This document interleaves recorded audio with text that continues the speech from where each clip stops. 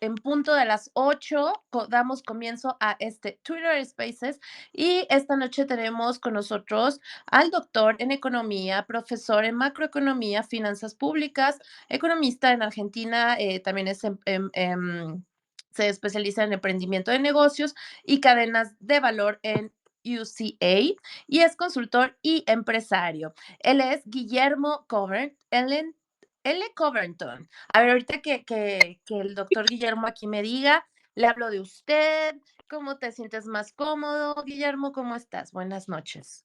Buenas noches. No, realmente me siento más cómodo hablando de igual a igual, como me hablan también en la universidad y los empresarios, la gente que me consulta y la gente de la política. Así que Buenísimo, doctor. Bueno, entonces, perdón, te hablo de tú. Buenísimo. Bienvenido, muchas gracias de entrada por estar aquí con nosotros. Te platico, Guillermo, cómo es como la interacción que hacemos este space. En un momento más yo te voy a entregar el micrófono y tú haces, pues, ahora sí que tu charla tan extensa o tan reducida como tú gustes. Tenemos exactamente, pues más o menos una hora y media. No tiene que ser así, pero lo que tú gustes, sabes que este es tu espacio, justo porque es un programa que después se sube a podcast, entonces, pues lo que queremos es escucharlos a ustedes. Terminando tu intervención, abrimos micrófonos para que las personas puedan interactuar con preguntas o aportes que quieran hacer, ¿vale? Entonces, pues Guillermo, de nuevo, bienvenido. Y ahora sí, cuéntanos, ¿qué onda? ¿Qué está pasando en Argentina con los primeros 100 días del gobierno de Javier Milei? bueno, buenas noches a todos y muy agradecido por estar esta tarde aquí con ustedes. Yo me refiero a noche porque en mi país son las 11, pero bueno, para ustedes es como la tarde. Son las Eh, 8 de la noche, Guillermo, también es noche ya. bueno, es verdad. No, aquí en realidad lo que nosotros estamos viviendo es un fenómeno bastante inédito. Ustedes tengan en cuenta que ya de por sí que asuma un presidente democrático en los últimos 95 años en Argentina es una situación bien extraña, no ha ocurrido tantas veces. Y es muy relevante recordar que desde el golpe de Estado de 1930 para acá, han habido larguísimos periodos de gobiernos de facto, y esto es absolutamente relevante porque es uno de los ejes del pensamiento de Javier Milei. Vale decir que lo inédito también es que él ha llegado a la primera magistratura, accedió ganando una elección en donde ya durante la campaña y durante mucho tiempo antes se manifestó claramente cuáles eran los objetivos de su eventual gobierno, es decir, reformar el Estado completamente, reformar completamente la estructura del Estado por considerar que el Estado estaba absolutamente hipertrofiado y que esto generaba un desequilibrio fiscal enorme. También bajar el déficit fiscal, pero atacando el gasto, no eliminar el déficit fiscal financiándolo con deuda, como tantos otros han hecho, o financiándolo con un incremento de la presión fiscal. Más bien prometió lo contrario, disminuir la presión fiscal. También centró el eje de su campaña en eliminar ministerios y disminuir el tamaño de la burocracia. Ha reducido la cantidad de ministerios a la mitad. La administración anterior creo que tenía 17, él tiene 8. Y además ha eliminado una cantidad de gastos habituales, aceptados, como choferes, pasajes aéreos, viáticos, una serie de cosas que ha pegado un corte, iba a decir un tijeretazo, más bien le ha pegado con un hacha. La otra cuestión que él centró muy valientemente durante la campaña fue enfocarse en que había que privatizar una cantidad de empresas del Estado que desde muchísimo tiempo atrás están generando también, por supuesto, déficit, pero además de que están generando déficit, por la misma razón de que el déficit es el resultado operativo de una empresa que muestra cuál puede ser el valor. Ustedes saben que en el ámbito privado una empresa vale por lo que gana, y cuando una empresa redefine o adopta un proyecto de inversión diferente y redefine sus objetivos y empieza a ganar más dinero, enseguida la capitalización bursátil sube. Es decir, hoy empresas que prestan una cantidad muy grande de bienes y servicios en Argentina, valen cero sencillamente porque pierden dinero. Entonces, esto es un importante cambio. Plantearse que esto es importante fue muy disruptivo en la política argentina. También planteó abolir reglamentaciones, abrir la economía, desregular, como se le dice aquí, a una cantidad de cuestiones. Y la explicación de esto es de nuevo el problema de los gobiernos de facto que ha padecido la Argentina. Si ustedes se ponen a ver, se tomaron el trabajo de ver el decreto de necesidad y urgencia que el presidente lanzó prácticamente a muy pocos días de asumido el gobierno, prácticamente creo que fueron 8 días o 10 días. Él lo que plantea allí es derogar una cantidad de normas que la mayoría fueron aplicadas por gobiernos no democráticos, no elegidos, no constitucionales, no elegidos correctamente como la Constitución lo indica, sino gente que se había metido al gobierno por la vía de los hechos, gobiernos de facto militares. Hay también un paquete importante de medidas que quiere anular, que fueron tomadas por quienes en algún momento se mostraban como los paladines de la democracia, es decir, el kirchnerismo. Y el kirchnerismo incluso fabricó la guillotina con la que le van a cortar la cabeza, porque inventó, digamos, reguló la norma que indica cómo deben dictarse y aprobarse los decretos de necesidad y urgencia, imponiendo la obligación de que deben ser rechazados por mayoría de ambas cámaras. Esto antes no estaba regulado así y directamente, de algún modo, esta modificación del proceso lo que permite es que el gobernante tenga muy pocas posibilidades, baje mucho las posibilidades de poder rebatir un decreto de necesidad anulándolo, rechazándolo. ¿Por qué? Porque se necesita mayoría en ambas cámaras.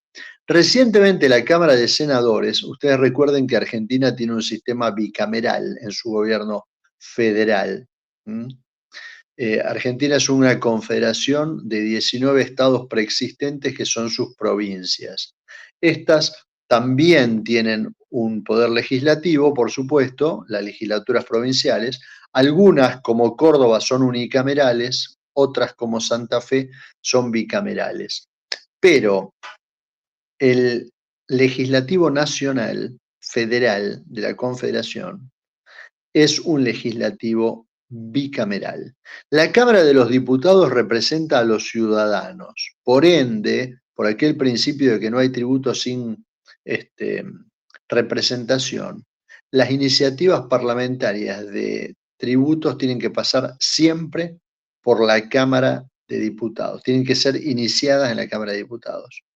Y la Cámara de Senadores, en realidad, a quienes representa, es a los estados que conforman la Confederación, vale decir, a las provincias. Los que rechazaron el DNU ha sido la Cámara de Senadores, pero la Cámara de Diputados todavía no se ha expedido.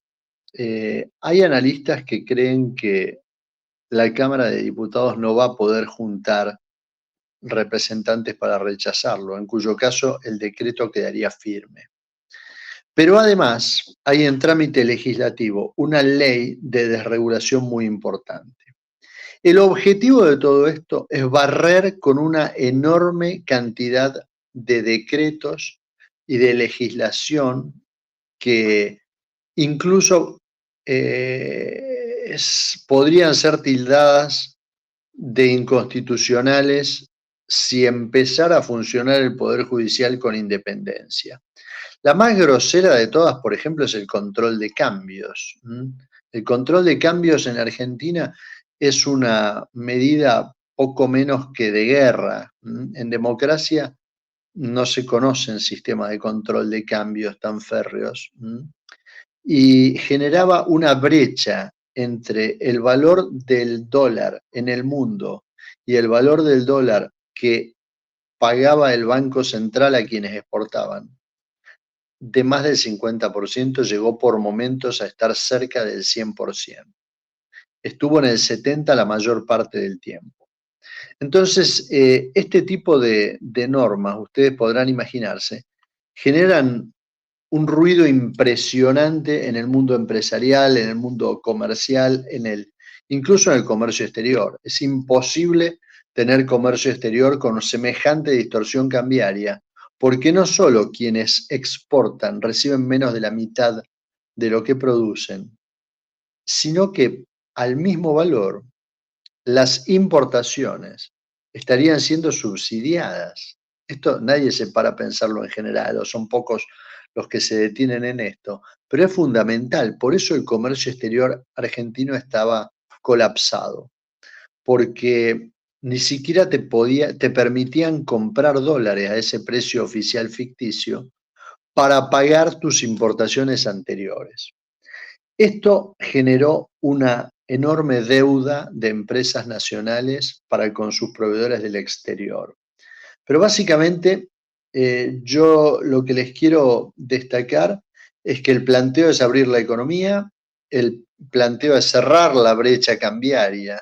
Él arrancó con una brecha de más del 100% y ahora está en una brecha de menos del 20% y reduciéndose por caída del tipo de cambio paralelo y por una mayor confianza en la compra de los títulos argentinos, no solo de los títulos del gobierno, sino también de las acciones. Uno de los mecanismos que hay con control de cambio y apertura del mercado de deuda y de activos argentinos es que usted puede, en vez de comprar dólares, tomar sus pesos, comprar acciones o bonos del gobierno en pesos dentro de la Argentina, mandarlos a un mercado, por ejemplo, como Nueva York, y dar orden de venta. Entonces lo que usted recibe son dólares, que son suyos, no se lo pueden confiscar. Todavía no han inventado la manera de confiscarlo.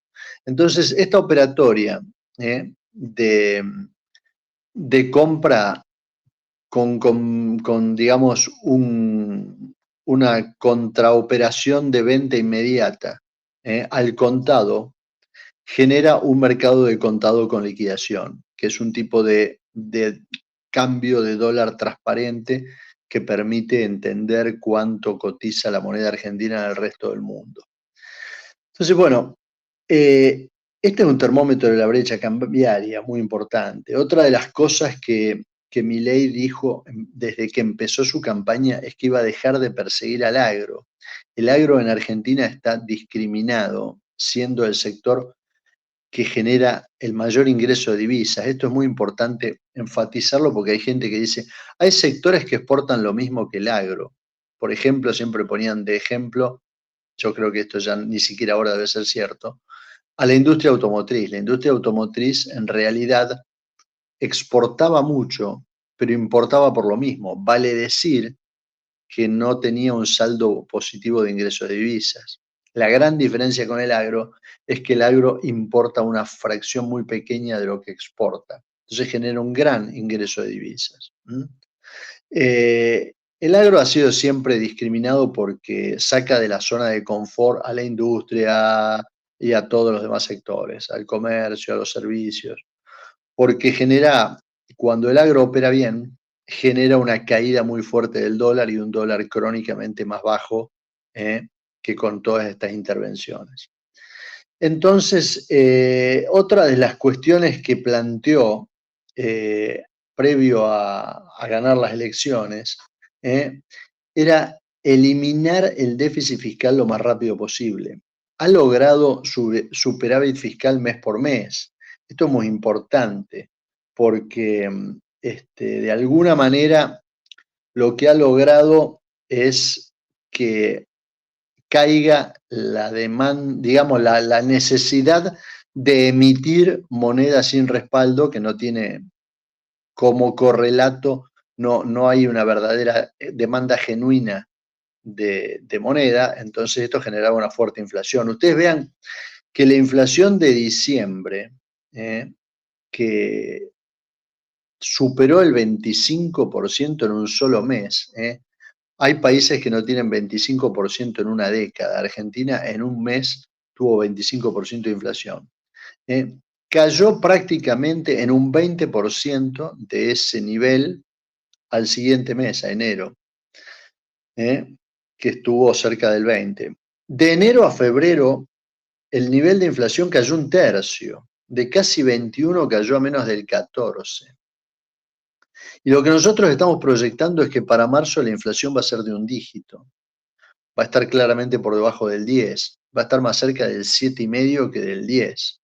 Y eso implicaría una reducción a la mitad. Vale decir que del primer mes al segundo, el primero tampoco fue entero porque él asumió el 10 de diciembre, él redujo primero un 20%, en el segundo mes un tercio y probablemente ahora reduzca a la mitad. La velocidad de reducción de la inflación es absolutamente relevante.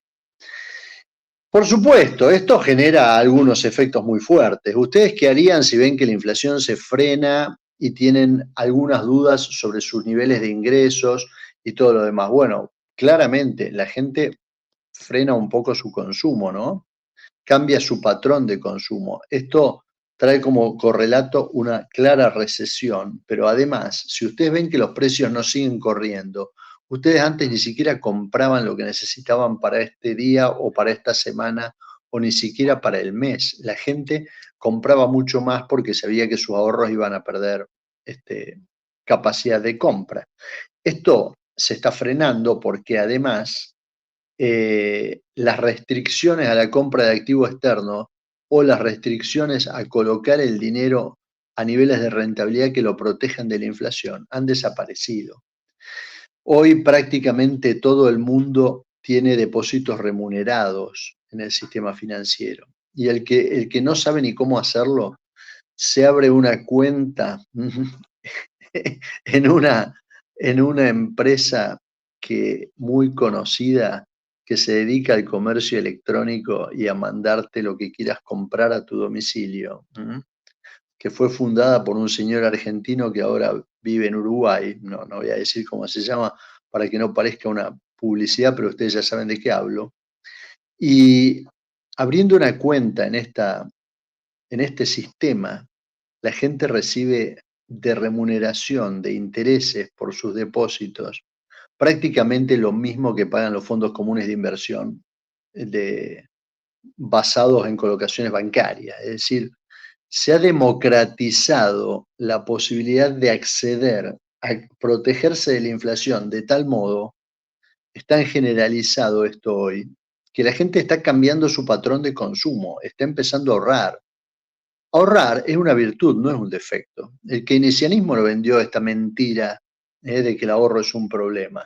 Pero en realidad, ahorrar es una enorme virtud, permite acumular capital que luego pueden invertir las empresas.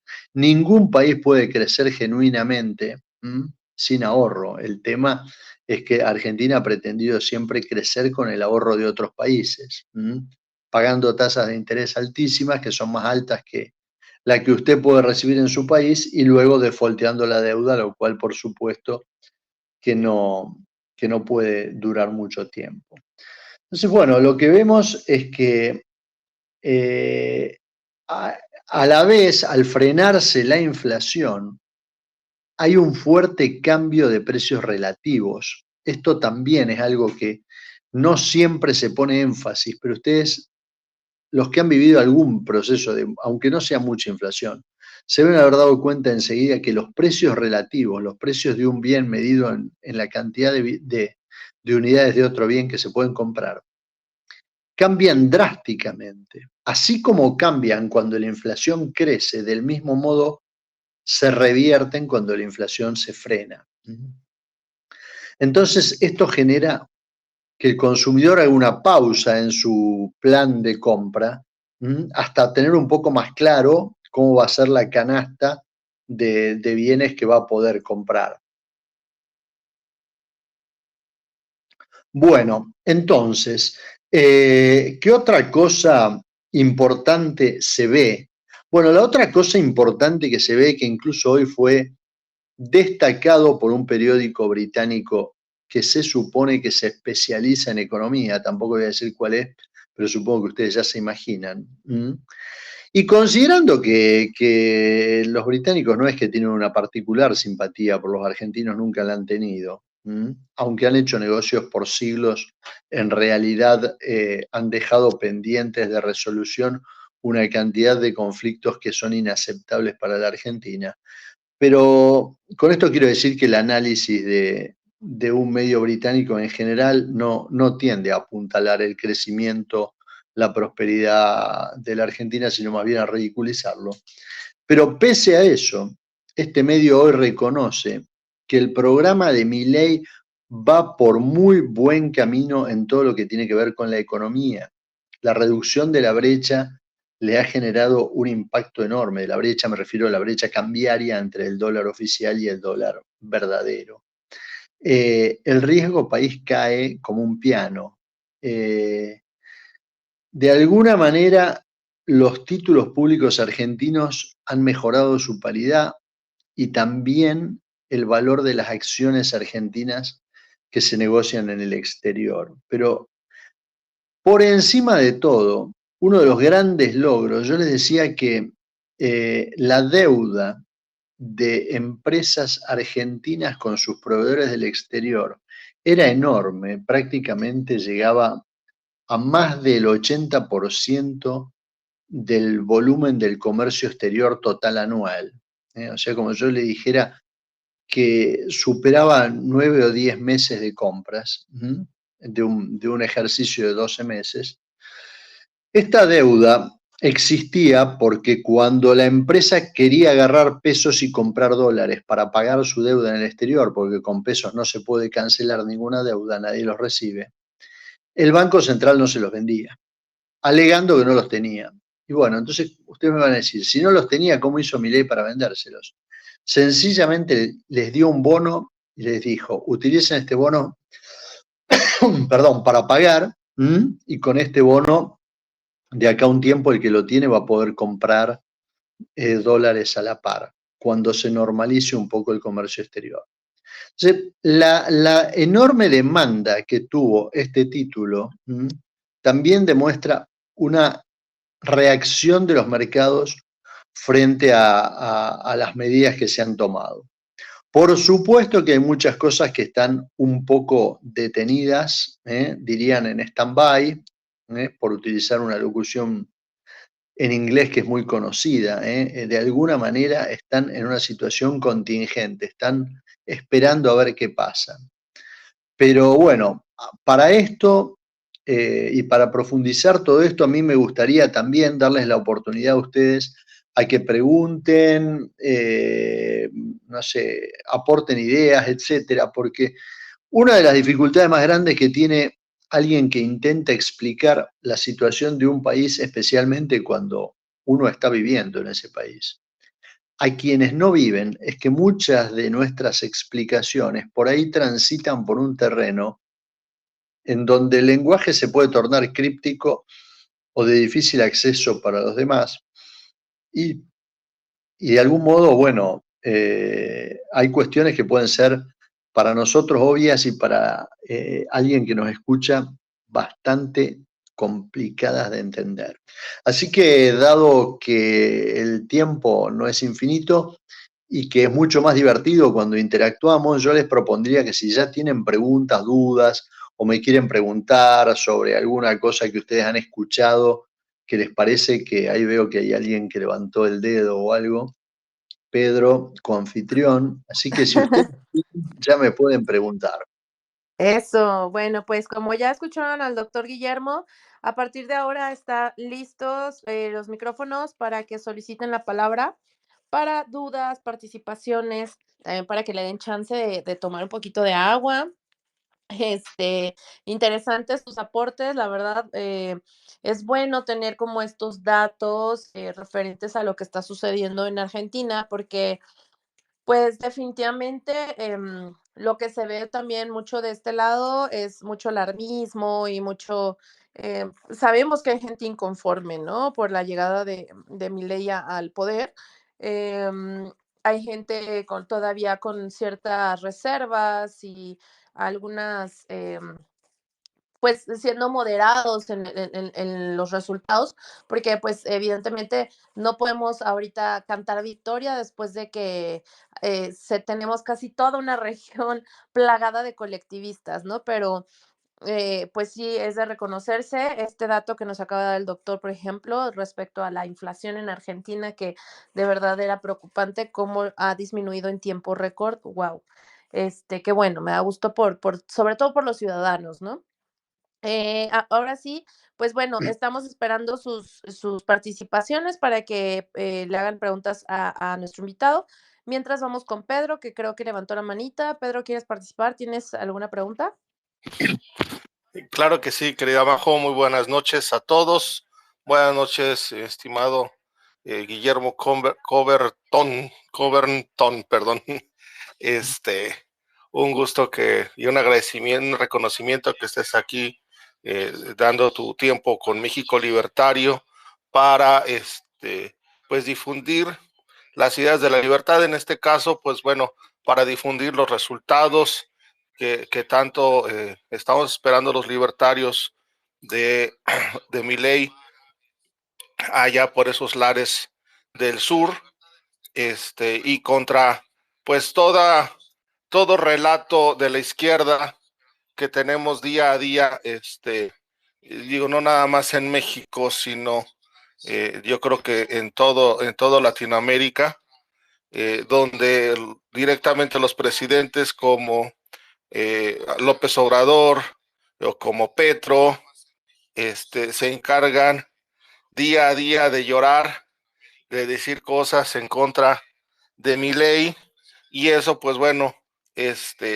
pues también va pues de ahí como cascada a todos sus, sus seguidores para empezar a mentir, a dar datos que no son realmente veraces, y pues bueno, ¿no? Y que empiezan con relatos como que pues mi ley devaluó, ¿no? Cuando desde antes de que llegara mi ley, el dólar ya valía, no valía lo que decía el oficialismo, ya valía otra cosa, donde dice la izquierda, ay, no es posible que Argentina tenga más inflación que en Venezuela, como si nunca hubiera habido inflación en Argentina, ¿sí? Como si nunca hubiera habido inflación en Venezuela, hiperinflación incluso en Venezuela, y como si en Venezuela pues no hubiera una dolarización de facto incluso, ¿no? Eh, a Argentina me hace recordar a México cuando pasamos la docena trágica, que son 2 sexenios de políticos así populistas de tipo los Kirchner, este, tipo López Obrador, que se dedicaron a gastar impresionantemente, y en ese tiempo, igual que en Argentina, pues se dedicaban a generar déficit, deuda e imprimir y a hacer impresión monetaria para complementar sus gastos. Y eso pues se los dejaron a los siguientes, y por supuesto el que devaluaba era el malo y no el que gastaba de más y no el que imprimía y no el que endeudaba, llegaba el dólar, ponía el dólar un poquito más a la realidad, pues era el malo de la historia, que es lo que le está correspondiendo hoy aquí a Milei. Y pues bueno, pues qué bueno que estás aquí para ampliar toda esta información, quitar todos esos mitos que nos llegan en México. Igual que ustedes, a nosotros esos gobiernos nos dejaron el Banco Central sin reservas. Hoy ya estamos viendo una recuperación de reservas en el Banco Central argentino, una importante compra de divisas que está haciendo Milei. La verdad es impresionante. Ojalá nosotros lo pudiéramos dimensionar realmente, qué representa no tener déficit, qué representa estar bajando el gasto y al mismo tiempo estar comprando dólares, incrementar las reservas. Digo, es algo impresionante que igual a nosotros nos tomó años empezar ese proceso. Aquí en 100 días han dado, pues ya, si no la solución completa, sí, ya un gran avance en esto. Mi estimado Guillermo, ¿tú cómo ves esa idea de cerrar el Banco Central o en su momento de dolarizar? ¿Tú ves que va en proceso, que va en camino? Y crees que eso sea algo que sí pueda cumplir el presidente Javier Milei en un futuro de corto o mediano plazo? Bueno, yo creo que él lo planteó durante toda la campaña. Yo creo que resulta bastante evidente de que, refiriéndome a una cosa que trajiste a colación, Pedro, que me parece enormemente útil para clarificar el tema de si fue Milei el que devaluó o cómo fue la cosa. Si realmente Milei hubiera devaluado, hubiera forzado una enorme cantidad de liquidación de exportaciones y de comercio exterior, que ese aluvión no se ha producido todavía. De alguna manera está comprando reservas a un ritmo muy normal de una economía abierta, pero no propio de un proceso de ajuste. Por otro lado, yo creo que la idea de dolarizar o de cerrar el Banco Central tiene mucho que ver con el respaldo político que él perciba. En la medida que él vea que sus eje central de política en general, no solo económica, vaya siendo aceptado por los legisladores. Por ejemplo, que termine de afirmarse el decreto de necesidad y urgencia de desregulación de la economía, que se avance en la aprobación de la ley de las bases y todo eso, es muy factible que eso genere dos efectos. Un mayor cierre de la brecha entre el tipo de cambio oficial y el tipo de cambio verdadero, el de mercado, a la vez una gran confianza para invertir, con lo cual los exportadores van a apresurarse a liquidar stocks y exportar y luego dedicarse a la inversión. Esto sería muy, muy importante. Y por el otro lado, esto mejoraría los niveles de reservas a niveles en donde Javier Milei podría estar seguro de acompañar esta reforma con la necesaria reforma del sistema financiero. Yo te diría que el principal problema, la principal limitación que hoy está teniendo, es que para implementar un mecanismo de dolarización que no sea dañino para el ciudadano común, sea que no traiga como correlato un problema, debería asegurarse de que el sistema financiero, esto no te lo va a decir nunca un político y no te lo va a decir nadie que esté gobernando, porque decirle a la gente, párense a pensar si el sistema financiero está sólido o no, es llamar a una corrida bancaria. Pero la realidad es que el principal limitante que tiene hoy Javier Milei para aplicar un sistema de dolarización es que tiene que resolver cómo va a funcionar el sistema financiero, es decir, las entidades que reciben depósitos del público con promesa de devolverlo y que necesitan invertirlo en el interín.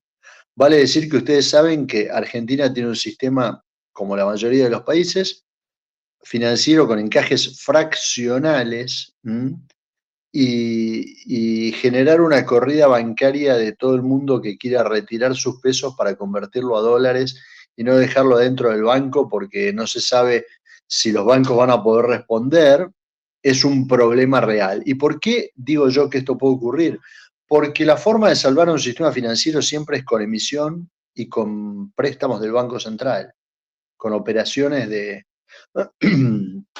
alguna manera de dinero del Banco Central apuntalando a los bancos comerciales.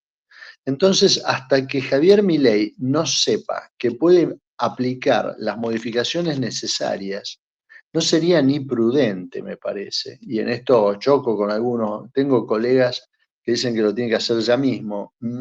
Necesita tener un buen nivel de reservas, yo creo que por ahí tendría que duplicar el nivel de reservas y a la vez necesita estar seguro de que puede implementar las desregulaciones necesarias del sistema financiero.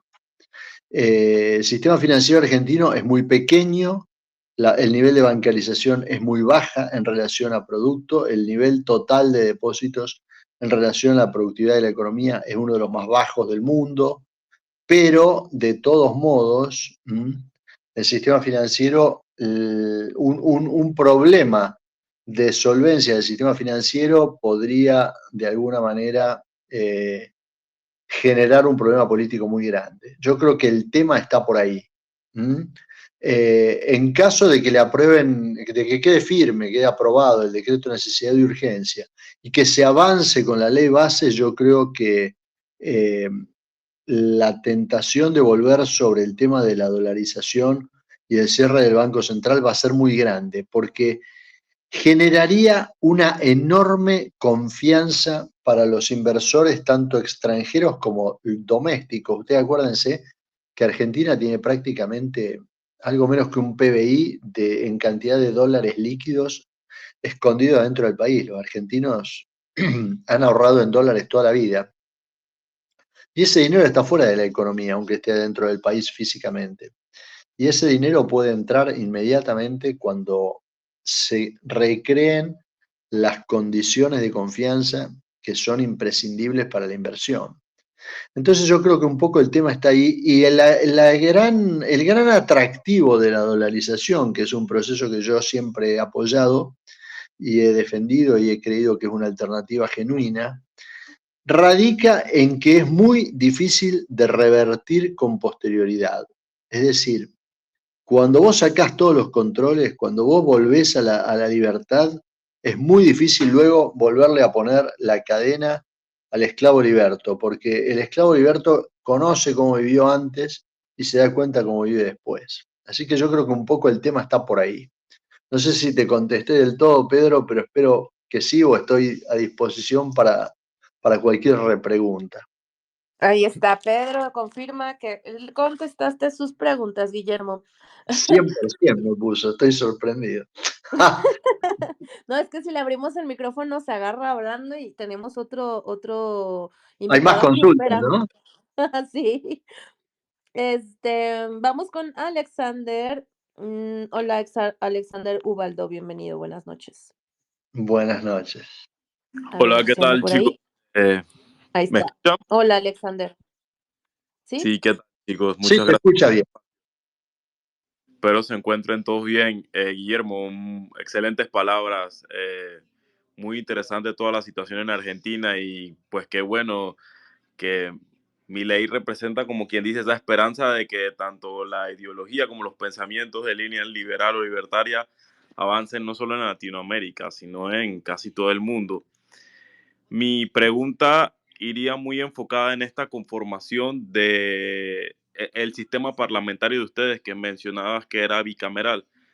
Tengo entendido que hay como una bancada o una unidad parlamentaria que se le menciona dialoguistas.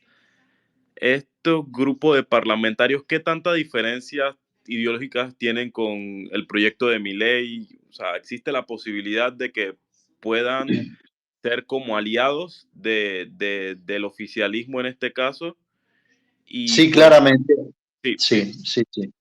Sí, claramente, y están actuando con bastante cercanía. El asunto más o menos es así. Ustedes acuérdense que Milei accede a la presidencia luego de un proceso de 3 instancias. La primera fue la elección primaria, en donde él se presentó solo en su, digamos, su lema, su alianza partidaria, pero en otros partidos, como por ejemplo el PRO, el partido de Macri, que formaba una alianza que se llamaba Juntos. eh, lo irónico es que Juntos iban separados, ¿no? Por un lado tenían vendría a ser gobernador de la ciudad de Buenos Aires. La ciudad de Buenos Aires es como un estado en nuestro país, es como si fuera una provincia. Entonces le llaman jefe de gobierno, pero es lo mismo que un gobernador, eh, Rodríguez Larreta, y del otro lado tenían a Patricia Bullrich. Entonces, de algún modo, paradójicamente Juntos iba separado. ¿Por qué? Porque si nosotros armáramos un espectro del pensamiento político de la gente que está actuando en política en Argentina, no voy a hablar de izquierda y derecha porque me parece totalmente pirimido, vamos a hablar de estatismo o liberalismo. En un extremo del liberalismo lo tenemos a Javier Milei, en un extremo del estatismo tenemos el kirchnerismo, y la extrema izquierda puede ser Miriam Bregman, ese grupo. ¿Y qué tenemos en el medio? En el medio tenemos un refrito extraño en donde tenés gente que es muy cercana a Milei, pero no está en el partido de Milei, sino que está en el PRO de Macri, porque pensaron que eso te daba posibilidades más cercanas a llegar al gobierno. Concretamente, mira, en mi provincia hay un excelente diputado nacional recién electo por el PRO, que incluso, no te digo que sea amigo personal porque es mucho más chico que yo, pero nos encontramos y no solo nos reconocemos, sino que nos quedamos conversando. Y no llegó por el partido de Milei. Es decir, hay muchísima gente que, aunque no figure en la bancada eh, del grupo de Milei, son claramente cercanos, son absolutamente identificados con las ideas. Y luego tenés lo otro, tenés el resabio de aquella gente que ha actuado en el peronismo toda la vida, pero que se ha dado cuenta de que el kirchnerismo no tiene nada que ver con el respeto a la Constitución, con la alternancia en el gobierno, con el respeto por las instituciones democráticas, y por ende se agota en sí mismo. Entonces es gente que se da cuenta que no se puede hacer peronismo sin tener un Perón, es decir, un militar golpista con manejo de tropas. Entonces, de alguna manera, aunque reivindican las ideas, la forma de actuar en política es absolutamente más cercana al republicanismo y al respeto por las instituciones y por la Constitución que tiene Milei. Entonces, por ese lado, nosotros nos vamos a encontrar que si a eso le sumamos cierto nivel de éxito en la marcha de la economía en general, del sector externo, un apaciguamiento del dólar, una caída de la inflación, una mejora del salario real, de alguna manera la aparición de inversiones y todo esto, esa gente sabe que la democracia y el sistema republicano se los lleva puestos. Entonces tienen que hacer surf, tienen que surfear esta ola y aprovechar un poquito porque si no en el próximo recambio quedarían afuera. Entonces, claro que hay un grupo dialoguista muy, muy grande. En el medio, entre el estatismo y el liberalismo, hay gente que por ahí, algunos son muy, muy fuertemente liberales, aunque estén en el partido de Macri, porque realmente pensaron que a lo mejor esos candidatos a presidente podían llegar a tener más posibilidades de acceder y se embanderaron por ahí. Pero hoy hasta están dejando el peronismo federal y todos estos grupos legisladores que se pasan al bloque de la Libertad Avanza. Así que has dado de alguna manera un martillazo en un punto clave. Creo que le diste en el clavo, ¿no? Porque esto es claramente así, por lo menos así lo veo. Muchas gracias, Guillermo. Continuamos. Ahora vamos con Marcos. Marcos, adelante, bienvenido. Gracias, Majo. Buenas noches, Pedro, Buenas. doctor Guillermo. Buenas noches, todos en la sala. Buenas noches. Buenas noches. Mi comentario es muy simple, muy, muy sencillo. Yo estoy, bueno, más bien el día que ganó Milei, de verdad que sentí tuve un sentimiento de esperanza. Nosotros en México, así como en otros países, pues vemos que las cosas desde hace tiempo se siguen complicando, no nada más en el tema económico, sino también en el tema de seguridad. Y cuando gana Milei, que yo lo vengo siguiendo desde antes, y su manera de pensar y cómo está asociado a lo que viene siendo un libertario que no podría definir a él, por ahí hizo diferentes conceptos de libertarismo que no los acuño yo realmente. Me doy cuenta que es una oportunidad de contraste para todos los países, sobre todo en Latinoamérica, dado que tenemos un sesgo a pensar que el gobierno es la solución y no el individuo a través de sus capacidades y que vaya generando junto con otros realmente un estado en donde se pueda armonizar, se pueda crear riqueza. Mi comentario va en el sentido, sobre todo para nosotros, Majo, y ustedes que están muy activos, de ir como monitoreando, ir viendo lo que está haciendo Milei y contrastarlo. O sea, cuáles son las causas y efectos de lo que está haciendo Milei y contrastarlo contra lo que estamos haciendo nosotros, por ejemplo, en México, ¿verdad? A manera de que se vaya observando cómo Argentina, a mi juicio, va a ir para arriba y cómo nosotros, si seguimos en este tren de cosas, pues vamos a seguir perdiendo poder adquisitivo, vamos a seguir teniendo cada vez más gasto público, más deuda, más inflación, como la que posiblemente venga dentro de 12, 18 meses, cuestiones así, que yo creo que las personas no se dan cuenta porque muchas de ellas dicen, yo soy apolítico, yo no me meto en política. Pues la política sí se mete en ti, no importa la edad que tengas, no importa la raza que tengas.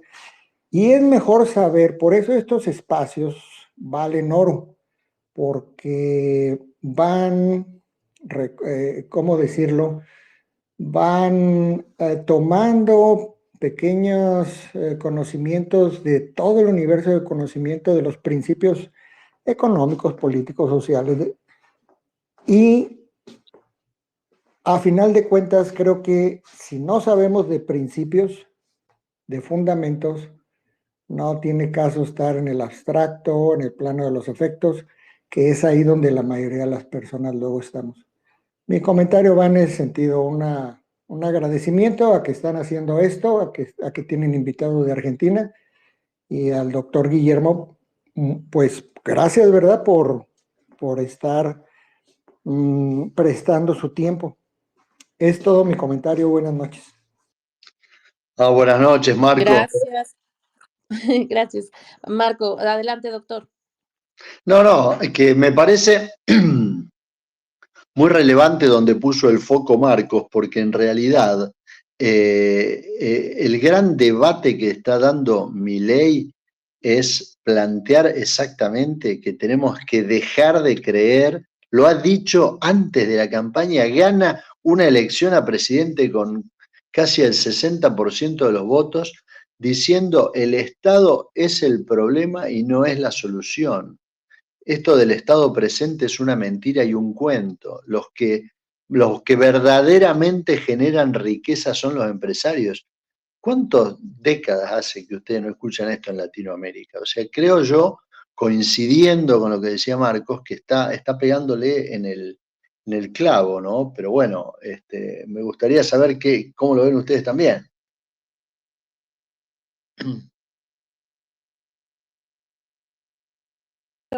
Ay, ya, ahí está. No podía abrir el micrófono. Ah, Perfecto, doctor Guillermo. Listo, pues vamos a continuar.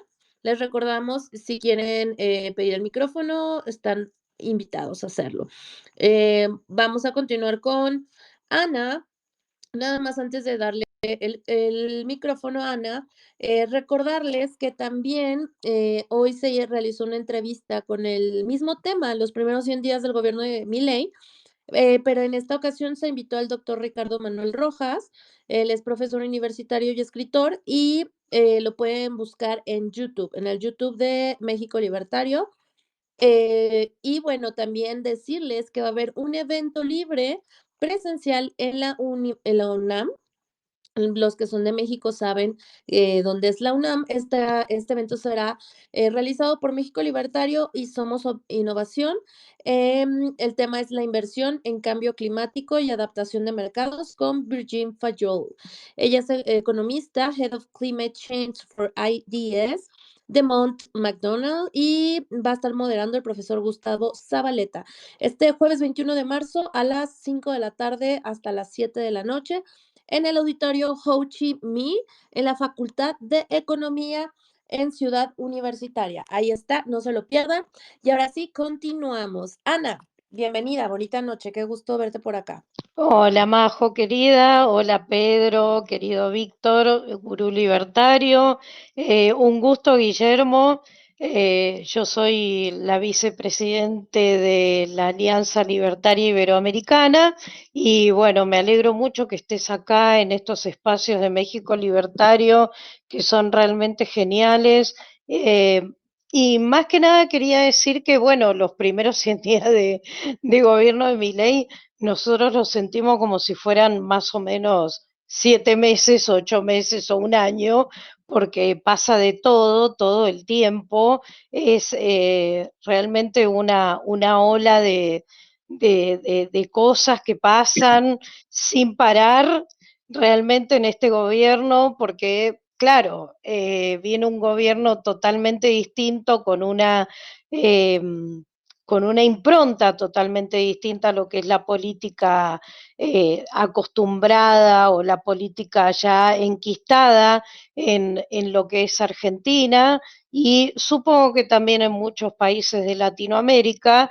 Y Javier Milei rompe todo eso, denuncia, está todo el tiempo ahí, todos los días hay denuncias, hay muestras de la corrupción y todo, y realmente en Argentina todo esto se vive como una cuestión que nunca se termina y que todos los días tenemos unas novedades y noticias y realmente es como un tsunami político que a todos nos invita también a formar parte de la política. Y creo que esto es muy importante de ver, de que mucha gente que antes decía, no, yo en política no me meto, yo en política, a mí la política no me interesa.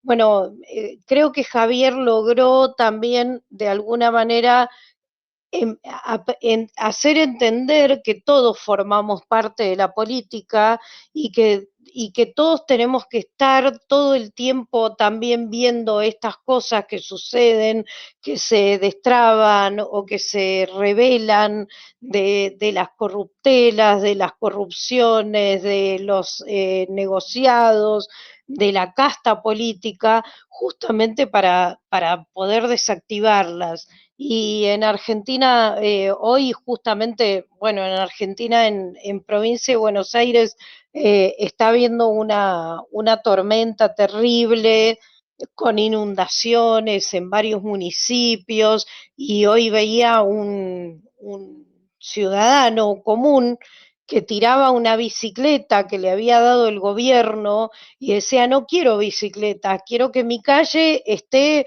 destapada y que realmente cumplan con lo que tienen que cumplir, que es dar los servicios básicos como para que si hay una lluvia no se inunde. Y realmente es una escena muy impresionante porque todo el populismo siempre se ha venido como alimentando de esto, de regalar cosas, bicicletas, heladeras, qué sé yo, pero no hacen lo que tienen que hacer, que es, por ejemplo, limpiar las bocas de tormenta o los accesos pluviales y todo eso. Y entonces, claro, después a la gente se le inunda la casa y pierden la heladera, la bicicleta no les sirve para nada, pierden todos los muebles y la gente se empieza a dar cuenta de esto. Creo que a nivel latinoamericano estamos muy acostumbrados a este sistema populista de te doy alguito a cambio de tu voto, o te doy algo como para que seas feliz porque el Estado presente que te da algo, pero en realidad no cumple con las necesidades urgentes y necesarias de las personas y de los pueblos y de las ciudades, que son lo mínimo, es mantener las vías libres de mugre, de suciedad, mantener la seguridad, mantener un poco la salud, que para eso se pagan los impuestos. Entonces creo que hoy fue también un día muy importante y bueno, me metí más que nada para celebrar que lo hayan invitado a Guillermo, que es un capo total en Buenos Aires, en Argentina, en la materia. Te saludo, Guillermo, y buenas noches. Bueno, Ana, muy gentil. Yo creo que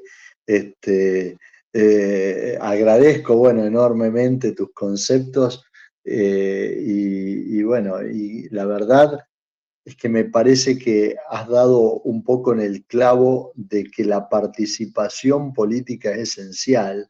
Yo creo que tanta gente está volviendo a la política, gente que en realidad no tiene esa tendencia, por la gran lección que le han dado los jóvenes, los muchachos muy jóvenes, gente de 20, 22, 24 años, metiéndose a fiscalizar en las elecciones, a clarificar, a actuar en redes sociales. Esto ha generado un cambio enorme, realmente ha generado un cambio dramático en la posibilidad de participación y en la inserción que la gente puede hacer en el proceso político sin depender de punteros de estructuras partidarias convencionales, ¿no? Y sí, coincido contigo, esto es un gran avance y va a tener enorme importancia en los sucesivos procesos electorales. Yo creo que va a tener un peso grandísimo en la determinación de las próximas listas de legisladores, en las elecciones de medio periodo, ¿no? Pero bueno, es todo parte de este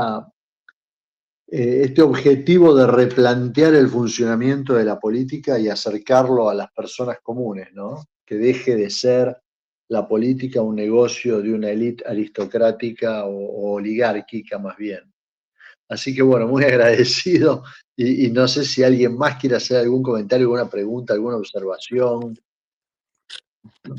Pues, Guillermo, ya no tenemos más preguntas por el momento, ya no nos están pidiendo el micrófono, pero me gustaría invitarte a que nos des tus conclusiones e igual que quieras compartir algo de dónde encuentras tu trabajo o algo que quieras transmitir antes de irnos despidiendo.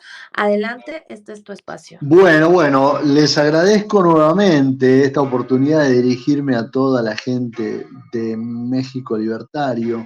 ustedes me van a encontrar mucho en Twitter y quienes tengan un poco más de interés en leer sobre ideas mías y todo esto, ustedes imagínense que yo no tengo la velocidad de adaptación de la gente más joven y no he tenido el protagonismo en redes sociales que veo que mucha gente tiene ahora, ¿no? Pero bueno, yo en Twitter estoy muy activo, eh, tengo también un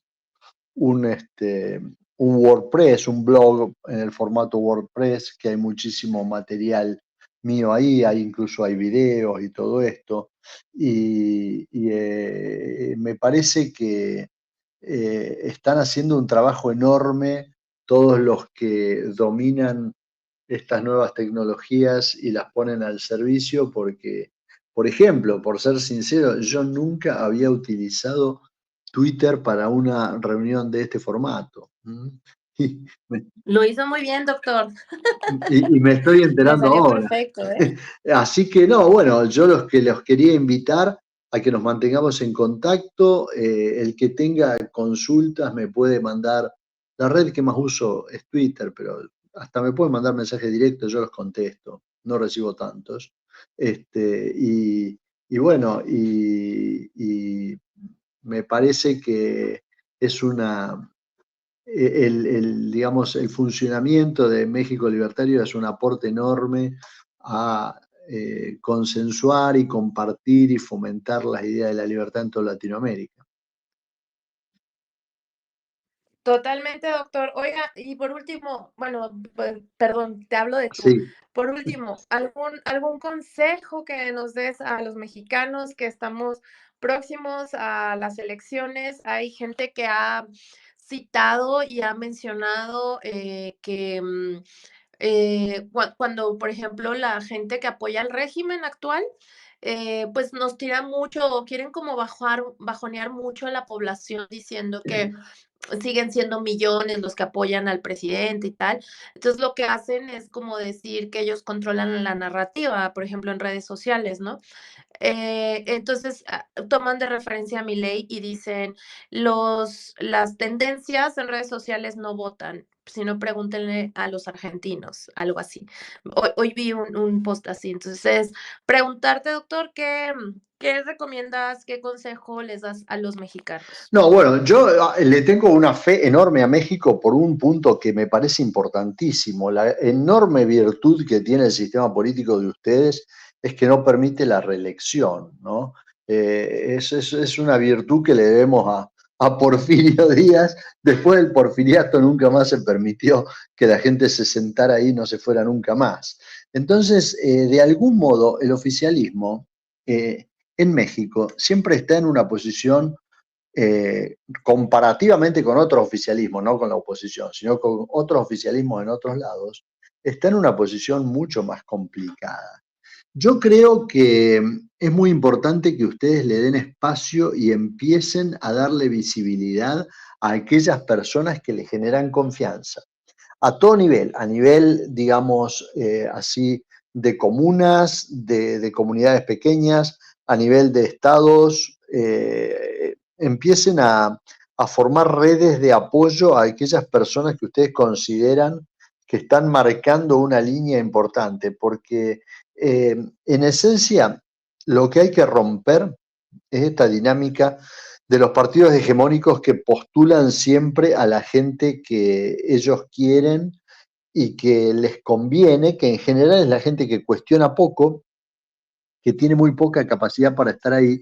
Entonces, si lo ponen ahí, se debe todo a la gente, se debe absolutamente su lealtad a la gente que lo ha llevado a integrar una lista y no a sus verdaderos electores. Entonces yo creo que hay que tratar de trabajar muchísimo en el descubrimiento y en la instalación de candidatos que sean absolutamente confiables, que tengan transparencia en su accionar, que sean gente que tiene una actividad propia, ¿no es cierto? Ustedes siempre reparen que si quieren tener buenos políticos, tienen que tener trabajando en política gente que pueda trabajar en otra cosa.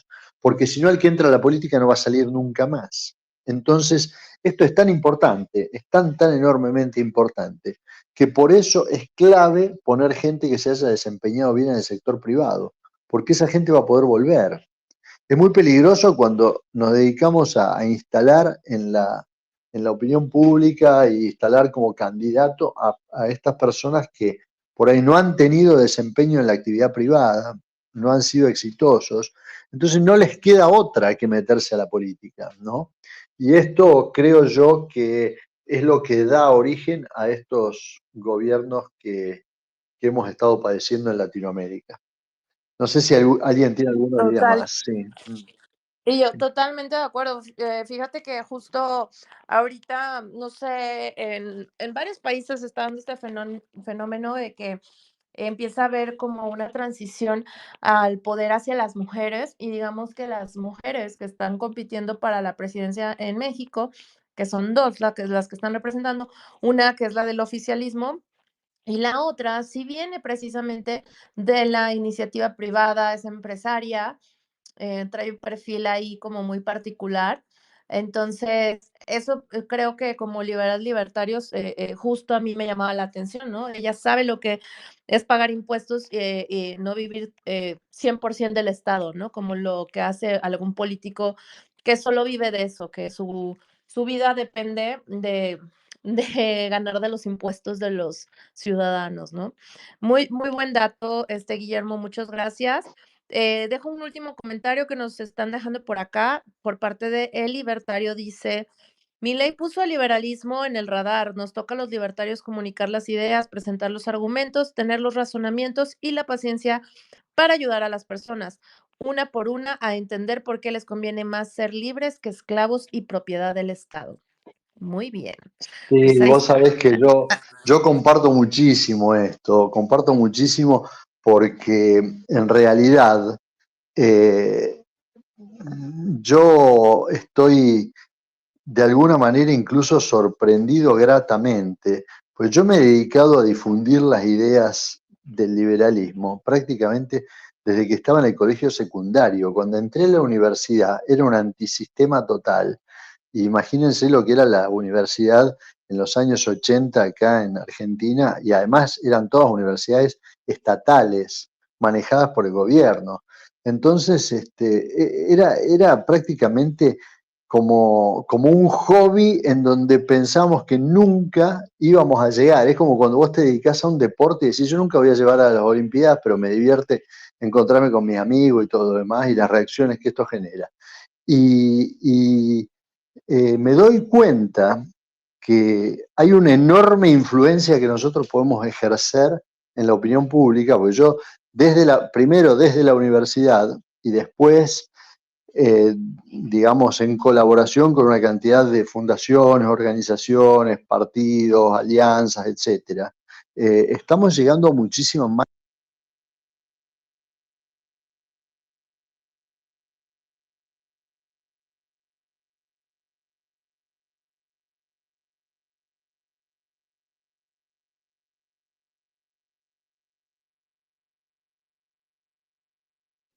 Hola, hola, ¿me escuchan? Parece que dejamos de escuchar al doctor Guillermo. Tú sí me escuchas, ok, los demás me escuchan. Entonces solamente perdimos al doctor Guillermo. Probablemente sea algún fallo de su conexión. Veamos si aún alcanza a conectarse. Y si no, bueno, ya estábamos al final del podcast. Bueno, no es podcast todavía, es un Twitter Space. Ya estábamos al final de Twitter Space, que después se convertirá en podcast. Entonces, veamos si logramos recuperar al doctor Guillermo mínimo para pues despedirnos de él y agradecerle. Y si no, pues aquí déjenle su mensajito, qué les pareció la charla. Si tienen más dudas, ya saben que pueden dejar sus comentarios y sobre todo ayúdenos a compartir estos Twitter Spaces para llegar a más personas con las ideas de la libertad. Creo que sí, de plano ya no lo recuperamos porque, ¿qué opinas, Pedro? ¿Crees que regrese? O sea, es que yo todavía lo veo ahí conectado, a mí me parece todavía, pero Parece ahí como que estuviera conectándose, lo veo 2 veces. No, a mí nada más me apareció una vez. A ver, lo voy a eliminar de los hablantes, a ver si lo podemos recuperar. Y le voy a mandar otra vez solicitud, invitar a hablar. No, ya no me aparece ni siquiera en el space. Oh my gosh. Creo que lo perdimos. Ahorita un minutito para ver si regresa. A ver, vamos a ver si regresa.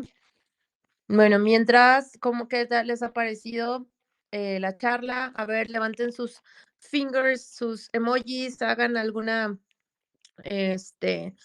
emoji por ahí para saber que nos están escuchando, que les está gustando el space. No veo sus emojis. Bueno, los emojis están abajo, donde está un corazoncito con un más. Ahí le dan clic y les aparecen los emojis. Para saber que no están, ya no se durmieron. Ahí está. Muy bien, gracias por esos emojis. Muy bien, muchas gracias. Pues miren, de verdad les agradecemos mucho que se estén dando el tiempo de estar aquí.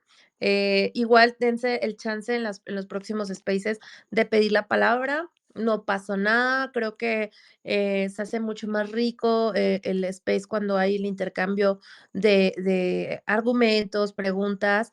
Entonces, sin miedo, este espacio es para ustedes.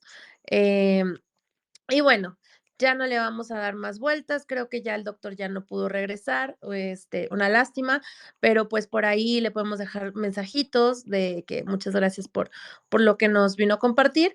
Y nos escuchamos en un siguiente Twitter Space la siguiente semana. Ay, bueno, es que ya no es Twitter, ¿verdad? O sea, le tenemos que decir X, es X Space. Ay, no, yo le sigo haciendo Twitter, yo creo que todos. Pero bueno, nos escuchamos la siguiente semana en una siguiente emisión. Mi nombre es Majo Salinas, agradezco a mi coadmin Pedro Meléndez y pues bueno, recuerden que, a ver si ya se lo saben, repitan conmigo, el futuro es libertario. Hasta la próxima.